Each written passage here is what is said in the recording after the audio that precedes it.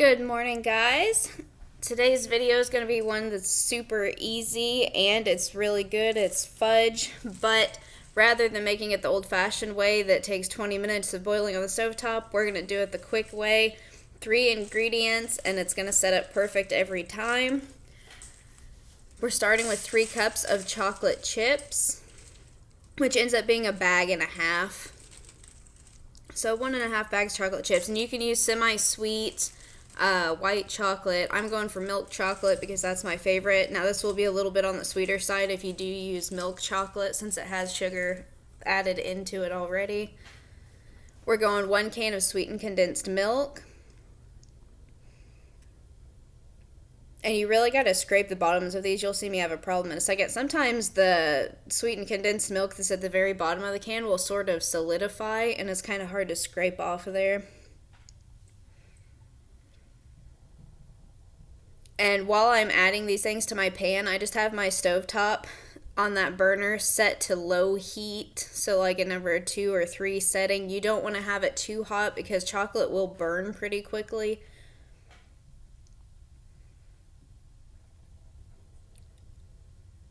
And then our last ingredient we're going in with is 2 tablespoons of butter.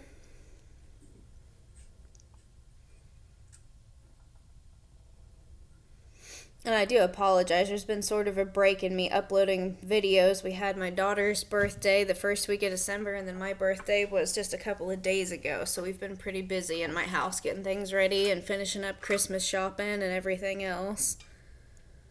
I'll try to get back into my regular routine of 3 or 4 videos a week.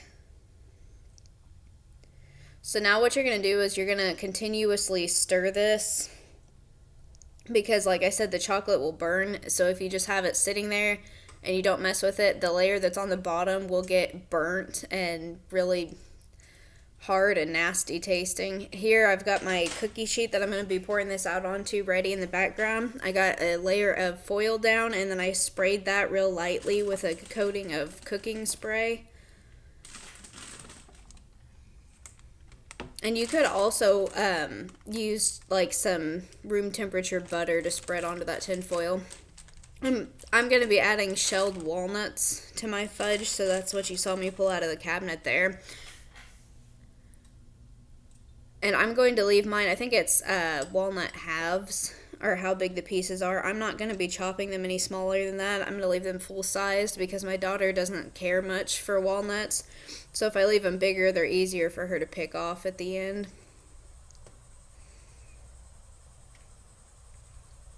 So again, we're going and stirring. This whole process of it melting is going to take probably roughly 10 minutes. So just be ready to stir for quite a while. I'm going to speed up that process, and you'll see as I go through, it starts to smooth out. What you're doing is you're going to stir this until the butter is completely melted and well incorporated, and your chocolate is perfectly smooth. You don't want any whole chocolate chips left or it to be really lumpy and bumpy. You want nice smooth chocolate. And you could add anything you really wanted at the end of this once you pour it into the pan. And it doesn't necessarily have to be walnuts. I mean, you could leave it just plain if you wanted. You could throw in some little like mini marshmallows on top of there, or chocolate chips, or sprinkles of some kind, or different kind of nuts such as almonds or something. We're just going with walnuts because that's traditionally what we did.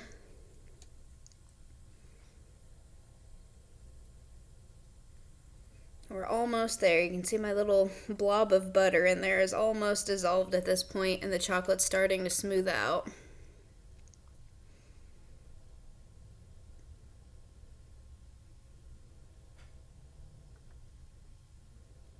And now here we are completely melted and the butter has been well mixed in.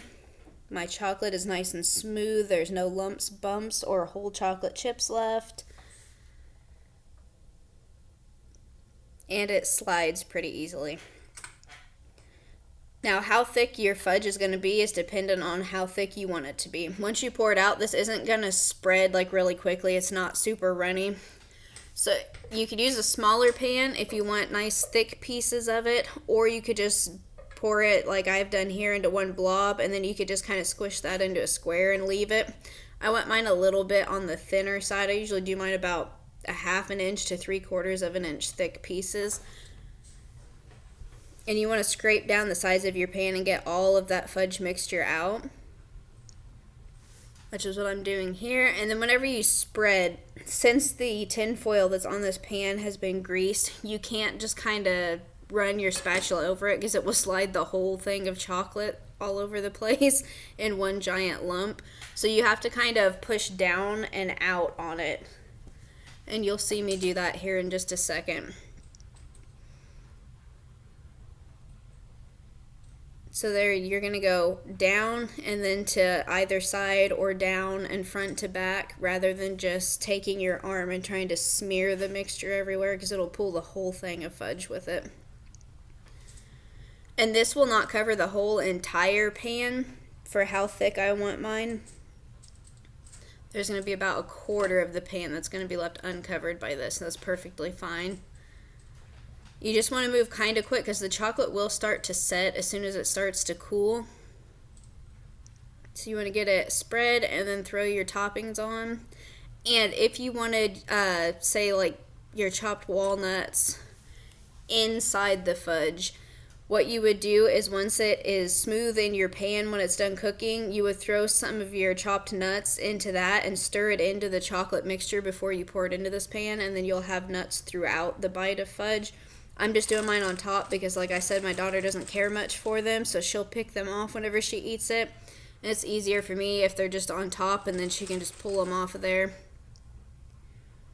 So I'm leaving my whole pieces there, throwing them on top, and then what you're going to do is take your hand and you're going to smash those down into that chocolate mixture to try to keep them from just falling off of the top of it whenever you cut it.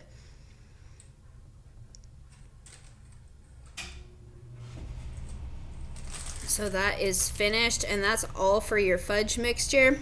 If you guys give this a try, write a comment down below, let me know what you thought of it.